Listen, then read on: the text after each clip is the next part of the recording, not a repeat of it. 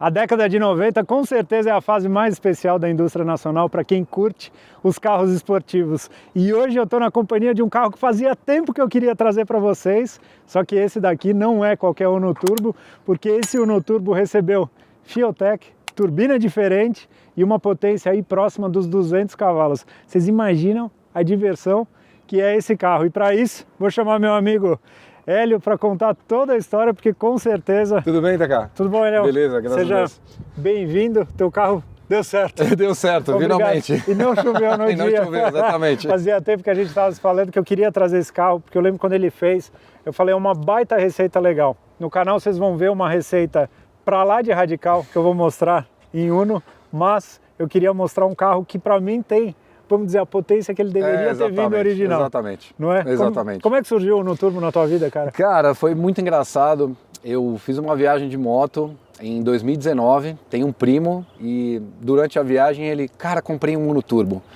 E reacendeu, né? Uhum. Aí passei para ele e falei, cara, se você vender esse carro e não me avisar... Resumindo, 6 meses depois eu comprei o carro dele e 10 meses depois eu vendi o carro para ele de volta. E aí fui buscar esse em Brusque, em Santa Catarina, na mão do William, que é um rapaz do grupo do Uno Turbo lá também. E de lá para cá, isso foi em junho de 2020, no meio da pandemia. E de lá para cá, melhorias e melhorias e vamos aproveitar o brinquedo, né? Exatamente. E quando você vendeu o teu outro Uno Turbo, você já estava com esse no gatilho? Então, quando meu primo falou, cara, me vende o carro de volta? Vendo se eu achar outro, né? E aí eu encontrei esse carro, fui atrás do histórico e tudo mais, eu vi que o histórico do carro era muito bom. E falei para ele, bom, vamos negociar? Vamos. Consegui comprar o preto e aí passei o vermelho para ele de volta. Ele ficou com o carro 6 meses e vendeu o carro de novo. Ele vai ver o vídeo e depois eu vou pegar no pé dele. O Uno Turbo, me corrija se eu não estiver errado, é o primeiro carro turbo vendido no mercado nacional. Primeiro carro turbo vendido no mercado nacional. Que legal, eu lembro uma época, vocês imaginam isso, e a gente tem que voltar uns 30 anos atrás, na época que estava Cadete GSI, Gol GTI e tal, a Fiat entra com motorização turbo, todo mundo usando, vamos dizer, motor 1.8 ou 2.0, e ela entra com motor 1.4 turbo, uma potência semelhante, mas a experiência do carro turbo que ninguém tinha no mercado. Uma turbininha com 0,7, 0,8, né? Porque na época quem tinha carro preparado sabia que era pouquinho, mas que falava alto, né? Exatamente. Porque aqui a gente tem um Uno Turbo, que ano que é ele? Ele é 9595. 9595. Coisas que eu adorava no Uno Turbo e eu acho um dos esportivos dos anos 90 mais legais. O body kit dele para mim era o mais legal. Com certeza. Esse para-choque com o farol de neblina montado aqui nessa posição, essas tomadas de ar, elas são funcionais ali embaixo, sim, não são funcionais. De um lado o radiador de óleo, do outro o intercooler. Olha que da hora. Você vê o carro original que saía tudo isso, os arcos no paralama, né? Deixava o carro bem bonito. Teto solar. Teto solar não vinham em todos, ou vinham? Não vinha em todos. Eu não sei se eu vou falar besteira, mas se eu não estou enganado, começou a vir a partir de 95 ou dos 94 modelo 95. Foi a mesma coisa o ar, né? Os 94 nenhum. Nenhum tem. Os 94 nenhum. Isso era uma coisa interessante, né? Que a indústria ainda tinha esses detalhes. Para-choque traseiro. Aqui também tem um aerofóliozinho. Me conta uma curiosidade. Falando de body kit hoje em dia no mercado, acha essas peças ainda? De plástico original é raro encontrar. Tá. Quem tem pede o valor que quer, porque é uma peça rara. De fibra você acha bastante coisa. Tem muita gente hoje em dia que faz kit de fibra de boa qualidade. Perfeito. Né? Mas é difícil encontrar. Eu acho o carro lindinho. Depois eu vou mostrar ele por dentro. E aqui embaixo do motor a gente tem um motor que ele é um Cevel, né? Ele é um Cevel. Esse motor, só que menor. Ele é um Cevel menor. Aí que tá, eu acredito que eu não vou te falar besteira, mas virabrequim, biela e pistão é exclusivo dessa motorização, desse 1.4. Não duvido que seja. E aí você pegou esse carro, você começou a usar, ele já tinha modificação? Não? Ele já tinha a FT350, porque esse carro tem um medidor de fluxo de ar, né? Que é um calcanhar de Aquiles, aí, vamos dizer assim, porque é uma peça que se dá defeito, hoje em dia você não encontra, né? E aí o pessoal todo, quando tem problema nesse sensor ou em outros sensores, parte para a FT, que evolui o carro absurdamente, assim. Perfeito. Eu acho que o sensor dele lembra até o dos Gol, se não me engano, aquele uma caixa grande. Sim, né? Exatamente. E aí parte para FT. Então você pegou esse carro, ele já tinha FT? Peguei esse carro, ele já tinha FT. Ele tinha a turbina maior já? Não. Ele tinha a Garrett, né, T2 original, mas ela tinha umas modificações, né? Ela era roletada, E, enfim, tinha um pouquinho mais de pressão, tinha um trabalhinho na turbina, né? Uhum. Mas a carcaça da turbina era toda original e tudo mais. E eu peguei ele na época, acho que com 150 HP, 160 HP. E agora ele tem essa potência na roda, agora, né? Ele tá com... Da última vez que passou no dyno, antes da troca da turbina, ele estava com 160. Agora eu acredito que está com um pouquinho mais. Um pouquinho mais na roda, né? Na roda, exatamente. Então dá para dizer que esse carro beira mesmo os 200 cavalos de potência. O que você sentiu de diferença, assim, na hora que você fez a troca de turbina? Ele pega mais rápido. E ela mantém um pouco mais, né? Essa turbina é pouquinha coisa maior, né? Ela é uma 42, como a ideia não era performance só, né?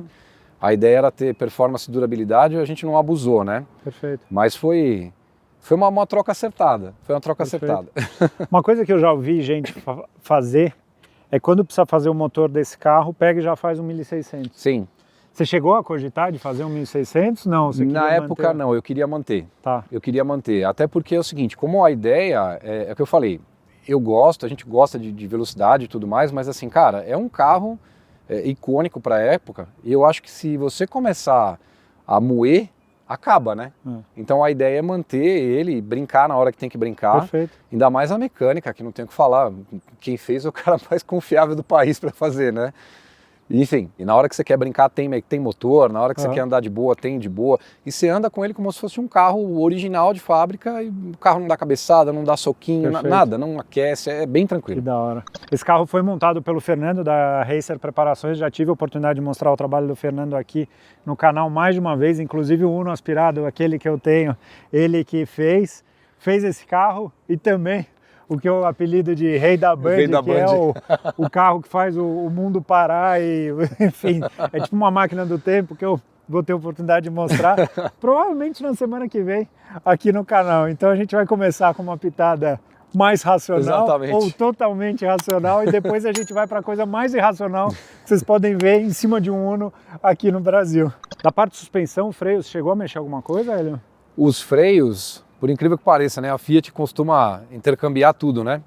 Os discos de freio são os mesmos do Argo. Olha que interessante. As lonas de freio e os tambores de freio traseiro são os mesmos da Idea. Olha. E os cubos de roda traseiro são os mesmos do Punto. Não é que é adaptado, é a mesma peça, o mesmo código. Caraca, então eles aproveitam mesmo. Os freios, se eu não me engano, são os mesmos do Tempra Turbo, né? Só a manga de eixo desse carro que é específica dele. Se você tiver problema, você tem que achar dele. Entendi. Porque o resto você consegue... de fato... a ponteira da mocinética você consegue utilizar do Tempra fazendo as devidas adaptações, dele também. Não, muito legal. E outra coisa que eu acho para lá de especial nesse carro é o interior. Meus amigos, época que saía carro esportivo no Brasil, olha o tamanho da lateral do banco, olha a parte de baixo. Que coisa bacana, o interior de fato todo exclusivo do modelo. E outra coisa que era exclusiva e eu, moleque, pirava, é no painel. Esse painel é sensacional. Cara, painel com manômetro de turbo para um moleque que na época tinha seus 12, 15 anos de idade, isso daqui era uma coisa de louco. E com bastante informação, né?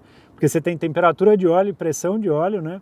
A temperatura, ou seja, todos aqueles manômetros que normalmente a gente coloca no carro... Você tem no painel original. No Uno Turbo, ele vinha original. E aí entram algumas coisas legais. Que ele montou o leitor de som da Nano aqui, que pecinha bonitinha, né? Essa pecinha foi presente de um amigo que tem no Turbo também, aficionado, o Alfonso, ele fez até um escrito aí. Beluco, exatamente. Tá aqui, fez comparação, olha que capricho que ele fez a montagem. Uma FT350 montada aqui no meio, ó. Então, se me permite, Manda ver. Detalhezinho, tem até o controlezinho, ó. Isso era luxo. A gente vai falar desse alarme, esse alarme foi difícil, hein? Mas funciona. Quero que você me conte.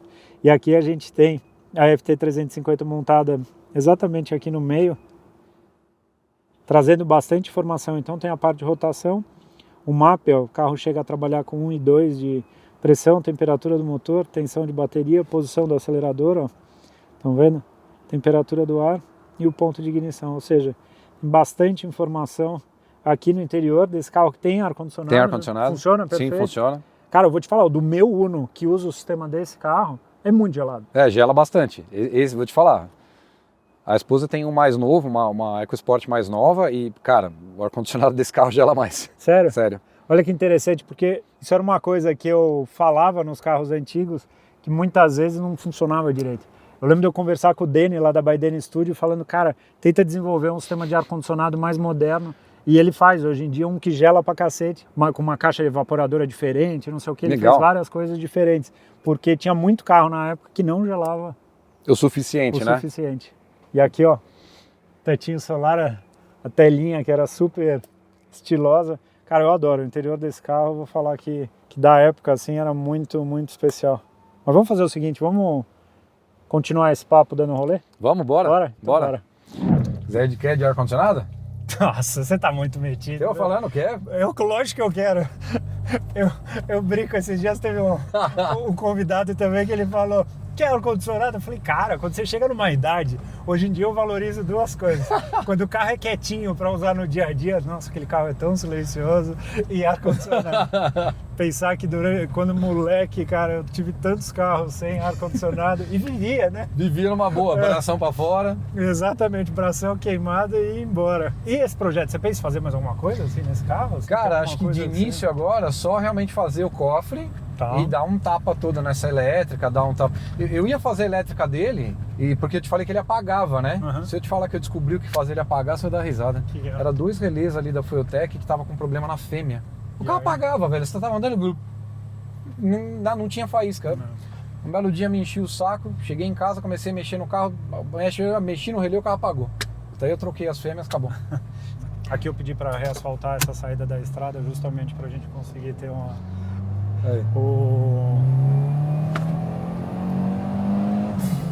É gostoso, né? Ele é espertinho pra caramba. Cara, o que é da hora, assim, é que tipo, ele parece um motor forte, original. Ele não parece aquele turbo que vem do tipo, você consegue... Você usa ele no dia a dia, não? Eu uso de vez em quando, pra não ficar parado. Ficou 10 dias parado em casa, vou trabalhar 2 vezes por semana com ele. Cara, mas uma coisa que chama a atenção do Uno, engraçado, pelo menos no teu carro, é silencioso, né, cara? Não, meu... Não, o silêncio que eu falo, assim, de vidro, de ruído, assim, interno. Andando, ele tem manta asfáltica no assoalho e tudo mais, mas ele não era barulhento. Mas depois que o pessoal da Vitor Alto montou, não, os caras... Porque, cara, parece carro moderno, assim. Eu falo isso, ele não faz barulho de bateção. Como ele é mais baixinho, às vezes você pega buraco, alguma coisa, daquela, né? Mas dá suspensão, mas não Sim, não interno. E tá lotado de coisa pra fazer barulho no porta-mala, hein? Do interior. Tem capacete, tem pedaleira de guitarra, tem uma pancada de coisa lá. Você vê que o Fernando fez o acerto, ele tá vindo um pouco mais de pressão com essa turbina e na sonda não dá diferença. Ele tá vindo 0,9, né? Cara, ele vai embora, né? Vai embora. Ele é mais esperto de alta do que de saída, é impressionante. Gosta mesmo de caminhar. É da hora, né? Você pega um carro bem feitinho, um carro gostoso, não dá vontade de parar, né? Você já tinha andado em outros ou nos turbos? Não. Primeiro que eu andei foi o que eu comprei vermelho do meu primo, que eu te falei, eu comprei sem andar. Tanto que eu fiz a transferência pra ele, ele me ligou e falou, você é louco, você não viu nem o carro. Eu falei, não, cara, você é mais chato que eu sei. Eu sei que o carro vai estar em ordem. E o dele ele montou bem conservador, assim. A turbina era um pouco maior, mas ele montou com 0,5. Mas era espertinho pra caramba, vinha duzentão, tranquilo. Você já teve vontade, você que é um cara super envolvido com as motos, né, com o RD 350, né, e você já teve aquelas vontades de fazer tipo carro com motor de moto, aquelas maluquices assim? Já, e eu já vi uns projetinhos bem legais, cara. Olha lá. Você viu, tem um cara que ele chegou a andar em Interlagos, inclusive com um Uno vermelho, que ele apelidou o Uno de R1. Eu lembro, o Belotti gravou esse carro. Puta, sensacional, sensacional. E aí tem um outro que eu vi, que foi um cara montou um 147 com motor de Hayabusa. Olha, interessante. Tem uns puta projeto bacana, cara. Tem uns projetinhos bem legal. Isso é característica desse carro, né? O Fernando mesmo fala, esse carro, ele... Motor pequeno, né? Ele de baixa, e ele melhorou bem depois que o Fernando fez o cabeçote, taxou um pouquinho e trocou o comando. E ele era manco de baixo, assim, melhorou muito. Mas subia a serra, tinha que subir com turbina enchendo. Direto. Hoje não, hoje sobe numa boa. Isso era uma das características dos carros antigos, né? essa coisa do lag muito grande, né? Por isso eu acho que o turbo não pegou, né? Nos anos 90, se a gente for olhar assim nos carros de passeio, porque justamente era difícil de trazer esse comportamento. E quando eles começaram a ter, eu acho que eles começaram a fazer sucesso porque aí virou tipo um motor diesel. Ele entregava uma força num momento que os motores a gasolina a gente não estava acostumado, né? Você viu, ela começa a pegar mesmo a partir dos 3, ó. Mas é da hora porque, pelo menos eu acho, porque aqui ele tem mais força embaixo, mas ele ainda conserva essa característica do tipo, cara, a força é lá em cima, não é essa coisa. E o que acontece, eu vejo nos motores modernos, é que você passa de 5.000 rotações, o carro começa a ficar lento, normalmente. Ele é muito rápido de pegada, né? Mas... e aqui não. Aqui você vê que o carro gosta de... E ele melhorou mais depois da troca da turbina. Com a Garrett, que era menorzinha, eu sentia isso. Você começava a dar giro, aí ele começava a perder pressão. Com essa, não. Ó a pegadinha do carro, delícia. Gira 7 pau, né? Gira 7 pau, né, cara? Aí. Ó a força. Cara, é muito gostoso, hein, mano? E o Fernando ainda fez o cabeçote, ó, o bloco com os O-rings, tudo pra ficar tranquilo, pra não ter... É porque essa parte de vedação de cabeçote é um dos pontos de atenção, né, desses motores que eu tive problema no cabeçote dele na estrada, na Ayrton Senna, numa puxada. Você já chegou a andar com outros carros mais modernos, assim? Você teve alguma referência? Eu tive dois episódios engraçados. Uma vez, na Marginal Pinheiros, eu tava indo, acho que trabalhar, não lembro, num sábado. E logo depois ali, quando daquela ponte que teve aquele problema que se deu, né? Sim. Eu olhei no retrovisor uma BMW conversível sem placa, né? Inclusive o rapaz que grava contigo viu, ele tava comentando comigo isso agora que a gente tava lá. Que ele tava com a mãe dele, ele falou, olha um Uno Turbo, aí eu passei esticando, o cara da BM passou atrás, eu tirei o pé, mas andei na frente, foi logo depois que o Fernando fez a mecânica. Que da hora. E um pouco antes do Fernando fazer a mecânica, tava na Ayrton Senna, também, com uma perua daquelas da Jaguar. Sério mesmo? Mesma coisa. É porque, ó, a força que ele tem aqui pra cima. Você vê, trabalhando com 0,9, né, cara? Tipo... bem de boa, exatamente. Né? Não é que você tá enfiando um caminhão de pressão. Não é demais, né? Não, de forma alguma. Ixi, provavelmente isso daqui você vai usar... Foi o que eu falei pro Fernando. Eu falei assim, monta pra gente se divertir e não ter dor de cabeça. Ele, não, tá bom. E é legal. Eu acho que é o tipo de receita que a maioria das pessoas buscam. Sim. Né? Que querem ter um carro com mais performance, mas não querem um carro que fique dando dor de cabeça, um carro inconveniente. Eu acho que uma das coisas talvez mais maduras é a pessoa entender aquilo que vai proporcionar uma diversão. Com certeza. Em todos os aspectos, desde o uso do carro até na hora de acelerar. E você vê, é um carro... Cara, você der na mão de alguém que não conhece, falar o Uno Turbo sair assim original, o cara vai falar, puta, que animal. Eu falo muito pro meu pai exatamente isso. É um Uno. Tudo bem, é um Uno Turbo, mas é um Uno. A hora que você acelera, você fala, opa. Pera aí. Tem coisa diferente aqui. De fato, ele tá na gasolina ou no álcool? Tá no álcool. Tá no álcool. Inclusive foi recomendação do Fernando. Ele chegou lá na Racer na gasolina. Na gasolina. Olha como ela acende, ó. Olha a força. É muito gostoso, né? Você vê que ele não perde, ó, a turbina vai mesmo. Agora, Cara, é muito legal, né? Não tem o que falar. Bom freio, né? O Fernando, no dia que a gente testou o carro, eu perguntei pra ele, e freio? Ele falou, cara, esse carro tem freio pra 400 cavalos, não precisa mexer. Eu falei, então tá bom. Tipo, eu troquei tudo, né? Quando eu peguei pra fazer, eu troquei tudo. Que da hora. É tudo original, mas é tudo novo. Muito legal, adorei. Carro que eu teria na garagem fácil, com certeza. Parabéns, Elião. Valeu, obrigado. Fiquei feliz que deu certo. E meus amigos, no próximo vídeo vocês vão acompanhar aí o extremo oposto, a coisa mais irracional que vocês vão ver em cima de um Uno aqui no Brasil. Fiquem ligados. Tchau.